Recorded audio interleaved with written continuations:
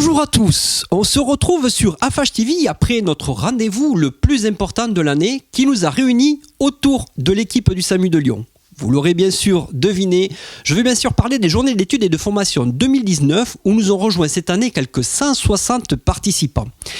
Une véritable réussite sur laquelle revient le professeur Pierre-Yves Guegnaud, responsable du pôle urgence, de la réanimation médicale anesthésie, de la réanimation et bien sûr du SAMU de Lyon.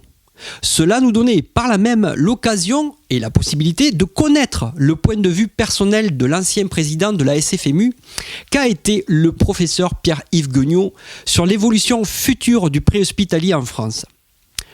Retour en image. Nous avons le plaisir de recevoir sur Afache TV aujourd'hui le professeur Pierre-Yves Guegnaud, donc directeur médical du SAMU 69 en première instance. Vous êtes également chef de pôle URMARS, qui est du regroupement hospitalier Édouard Herriot, qui est composé des urgences, de la réanimation médicale, de l'anesthésie-réanimation et également du SAMU. C'est bien ça? Bien sûr, absolument.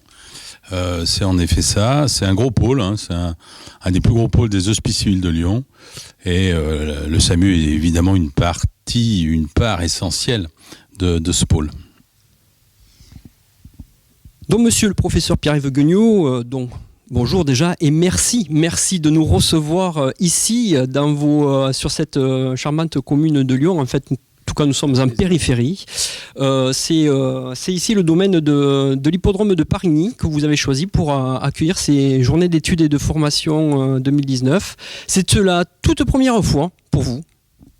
Oui, c'est la première fois qu'on accueille les journées, le congrès, on va appeler ça le congrès de l'Afache. Donc c'est la dynamique de nos ambulanciers et de l'ensemble de l'équipe médicale et paramédicale du SAMU de Lyon qui a permis de monter ce congrès. Le choix, c'est eux qui l'ont fait, le choix du site. Et je pense que c'est un bon choix puisqu'a priori les choses ont l'air de se dérouler dans des parfaites conditions. C'est un lieu qu'on connaît pas, qui est en effet à la proximité de Lyon. C'est entre Lyon et Bron. C'est donc dans la métropole lyonnaise. C'est la métropole lyonnaise.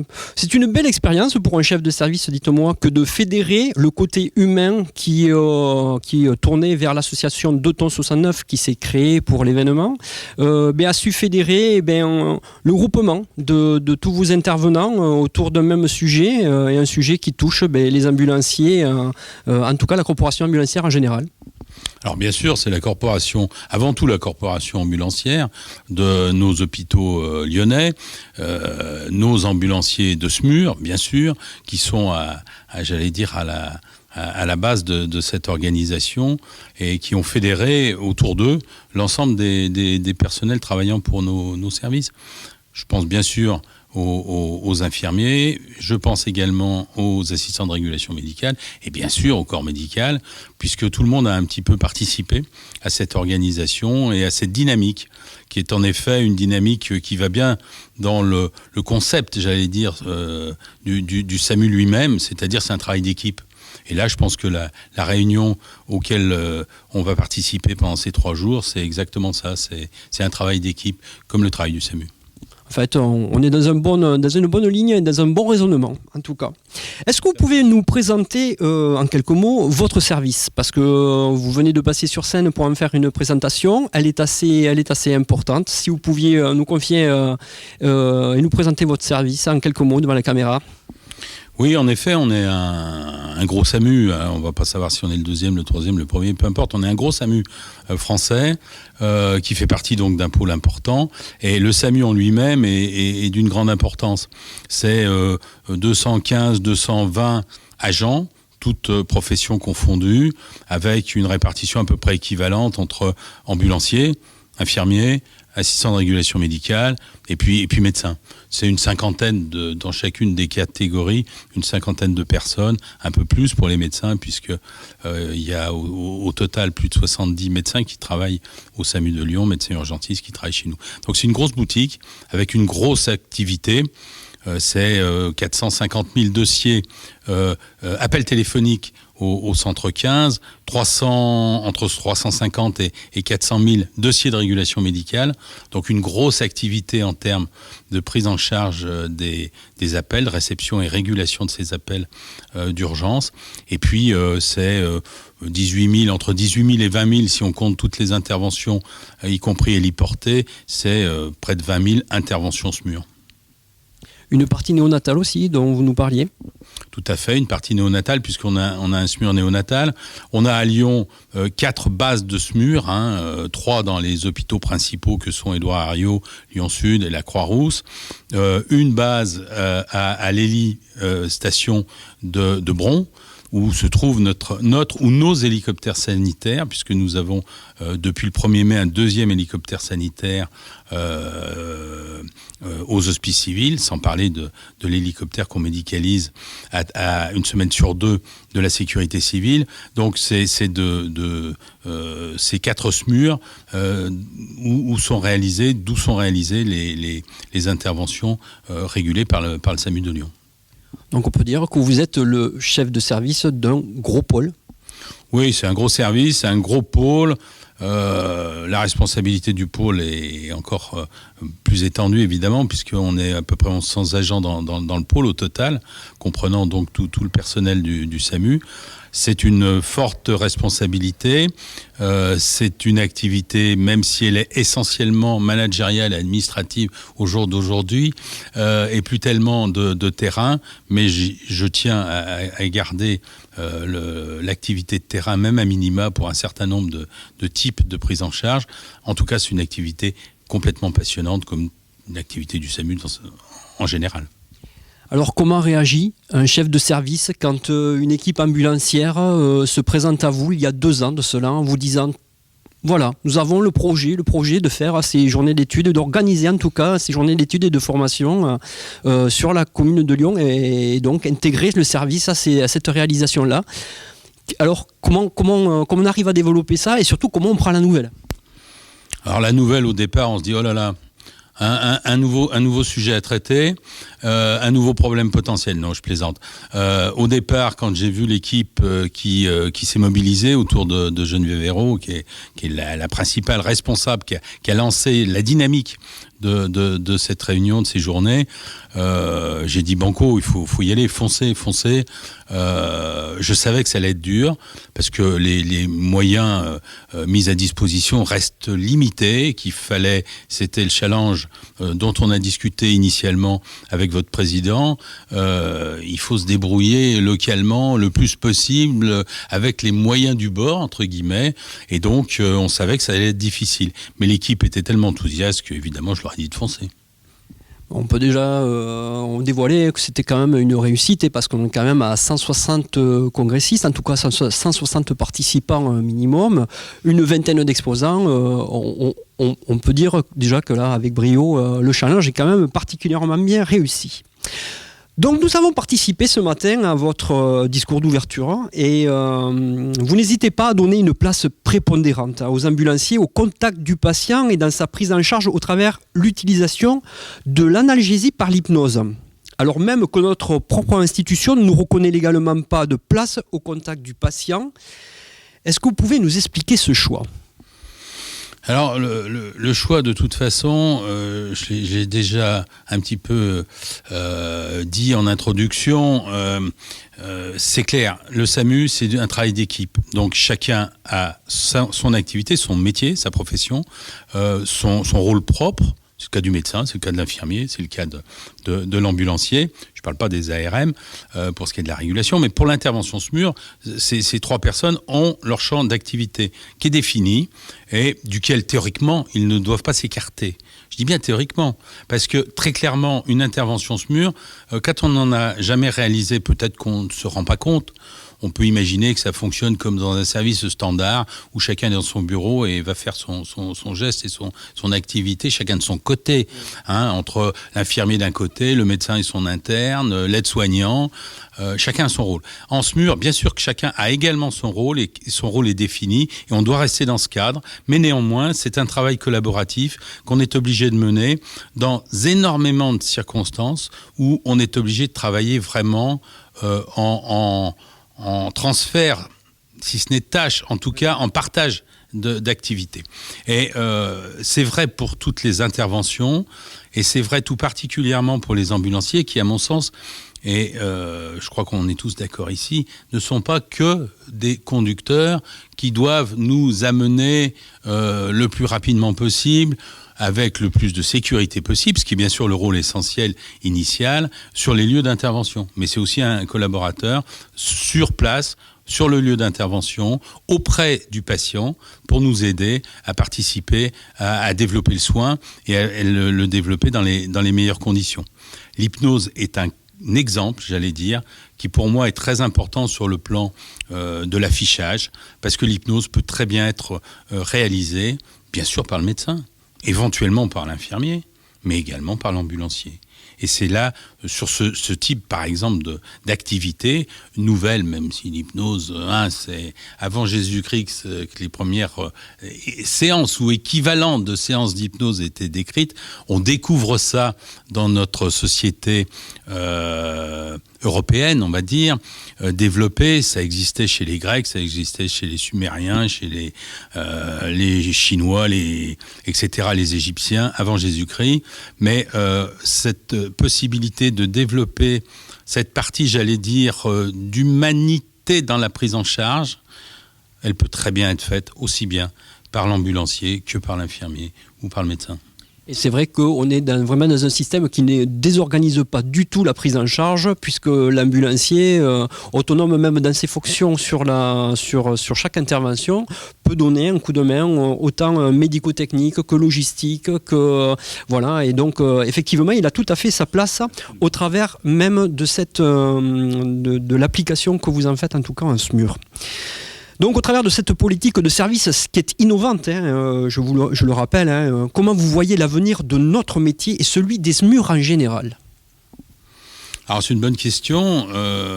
L'avenir des SMUR, à mon avis, pour moi, mais je suis un pratiquant de la première heure, donc je suis peut-être pas totalement objectif, mais l'avenir des SMUR, pour moi, est incontournable, au même titre que l'avenir des SAMU au sens large. Et quand je parle de SAMU, je pense avant tout au centre de réception et de régulation des appels, donc nos centres 15. On va en parler après. Donc, cet avenir, pour moi, est indiscutable et ne peut pas être remis en cause, même si certaines tendances veulent nous faire évoluer vers une limitation de cette médicalisation préhospitalière, ou en tout cas une limitation du développement du système des SMUR. Pour moi, ça reste une entité qui est absolument indispensable, qu'il faut développer, déployer de façon réfléchie. Il n'est pas question de faire du prompt secours en SMUR. Très clairement, on fait de la médicalisation préhospitalière. Donc, au travers de la régulation, on va déterminer sur quelles interventions on aura une plus-value et sur quelles interventions il est nécessaire d'envoyer cette équipe de SMUR. Je pense que de toute façon, même si le champ d'action doit être bien cadré, même si on doit aboutir, parce que c'est l'objectif, au juste soin, ni trop ni trop peu, mais que, indiscutablement, il y a un nombre de situations non négligeables. À Lyon, c'est 18 000 par an, c'est à peu près le chiffre de nos interventions, sur lesquelles la nécessité d'intervention d'un SMUR me paraît complètement logique et indiscutable. Et dans ce cadre-là, le trinôme ambulancier, infirmier, médecin est un trinôme qui me paraît indissociable. D'accord. Donc nous savons aujourd'hui que les plateformes de régulation sont amenées à se réformer dans les prochaines années par la mise en place d'un numéro unique pour la généralité des secours. Donc avez-vous déjà des projets sur Lyon déjà qui vont dans ce sens, et avec quels autres acteurs travaillez-vous pour assurer ces prochaines grandes mutations ? Alors tout d'abord, on travaille sur ce sujet depuis des années au niveau national, au travers de nos sociétés savantes, la Société française de médecine d'urgence, dont j'ai été président pendant 3 ans, donc je connais bien le sujet au niveau de cette société savante. Au niveau de SAMU Urgence de France, qui est notre société professionnelle, oui, auquel on doit tous adhérer pour défendre notre métier. je suis administrateur également de SAMU Urgences de France. On travaille sur ce développement en partenariat avec notre ministère qui, globalement, nous soutient dans notre volonté de maintenir un numéro santé, probablement un numéro santé unique, parce qu'il faut savoir qu'au jour d'aujourd'hui, je parle bien d'urgence santé et pas de prendre secours, il y a plus d'une dizaine de numéros en France qui concernent la santé, entre le 15, le 116, 117, plus tous les numéros spéciaux en fonction des SOS diverses et variées, numéros d'alerte pour des pathologies particulières, plus les numéros maritimes, les numéros aviation, etc. Bon. Regrouper tout ça autour d'un numéro unique nous paraît nécessaire. Par contre, le mélange des genres sur un numéro unique complet sur l'ensemble des problématiques, c'est-à-dire... Oui, sur le 112, on ne va pas tergiverser autour de la problématique. C'est le 112, mais un 112 qui associerait les demandes en termes de sécurité, c'est-à-dire police, gendarmerie, les demandes en termes de secours, pompiers et les demandes santé, nous paraissent très clairement quelque chose d'impossible à gérer en France à l'heure actuelle avec les moyens dont on dispose, et également serait remettre en cause la spécificité des appels santé. On a très clairement des appels qui sont très différents par rapport au secours et au numéro 18. On a sur ces numéros peut-être 15% d'appels communs entre les deux. Le reste, c'est des appels qui sont totalement divergents. Donc tout regrouper, si ça n'est pas dans le cadre d'une prise en charge initiale par des professionnels de santé, évidemment, on n'est pas d'accord. Évidemment, on n'est pas d'accord. Donc, ce sera le petit mot de la fin, bien qu'on va changer un petit peu de thématique. Et si vous aviez un petit mot pour conclure cet entretien, notamment sur vos équipes ambulancières, qui ont mis beaucoup de ferveur à organiser ces journées d'études et de formation, qu'est-ce que vous leur diriez, là d'ailleurs, ils vous regardent ? Eh bien, je leur dirais, nos équipes propres, c'est qu'ils font un travail formidable. Il y a une évolution dans la profession qui est indiscutable. En particulier à Lyon, parce que on était dans une organisation comme dans d'autres villes historiques dans les années 70-80, où il y avait un partenariat unique avec la Croix-Rouge française. Donc on était avec une équipe d'ambulancières. Maintenant, on est avec une équipe mixte, ambulancière. La profession a évolué.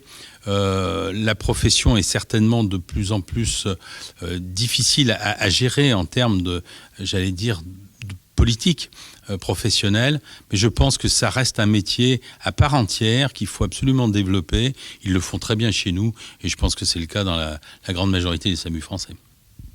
Parfait. Il ne me reste plus qu'à vous remercier de cet entretien et des quelques minutes que vous avez bien voulu nous accorder. C'est très gentil de votre part. Merci encore pour l'accueil, une nouvelle fois. C'est toute la fâche qui vous remercie au travers de mon micro. Voilà, c'est avec grand plaisir et une émotion évidemment bien sensible au fait et venant de la venue de Madame Catherine Gendre qui a bien voulu se présenter et donner du crédit donc à notre événement annuel. Donc je vous remercie et puis bonne continuation et bonne journée d'études et de formation. Merci à vous d'avoir choisi Lyon et bon congrès. Merci. Les news d'Afache TV sont avant tout présentes pour faire le point sur les actions que mène l'Afache tout au long de l'année. Et plus particulièrement en ce moment où une crise majeure touche en France l'ensemble des services d'urgence qui sont en train littéralement d'imploser sous le joug d'une organisation qui ne répond plus du tout à la sollicitation publique. L'Afache ne pouvait pas rester muette face au débat que suscite cet état de fait.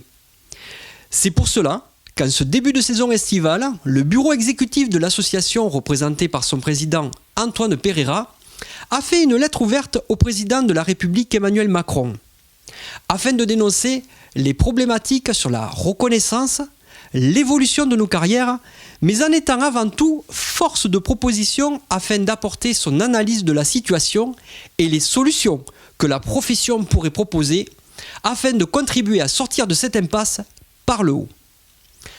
Cette lettre, qui a été relayée par toutes les instances politiques de notre pays, ainsi que par de nombreux médias, a obligé notre président de la République à réagir, à travers une réponse de son chef de cabinet que nous avons rendue publique sur les réseaux sociaux. Nos points de vue devraient être maintenant rapidement entendus par monsieur le député Mesnière ainsi que par le professeur Carly, qui est responsable du SAMU de Paris, qui sont tous deux chargés par la ministre de la Santé et des Solidarités Agnès Buzyn d'établir rapidement un rapport sur l'état des urgences de notre pays. Une occasion peut-être unique pour nous de faire enfin entendre des propositions de bon sens qui donneront la juste place que mérite notre profession.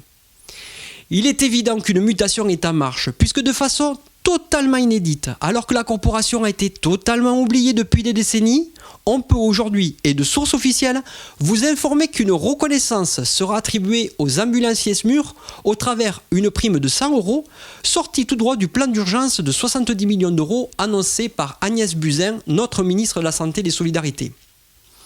Je vous invite bien évidemment à consulter le plus régulièrement possible notre site internet www.afh.fr dans lequel seront référencés les documents importants et également en restant connecté à notre page Facebook AFH officiel. N'oubliez surtout pas de participer vous aussi et ainsi de faire entendre votre voix en adhérant en ligne à notre association. Cela ne vous prendra que quelques minutes de votre temps. Pour ma part, je vous dis à très bientôt pour les prochaines news d'AFH TV.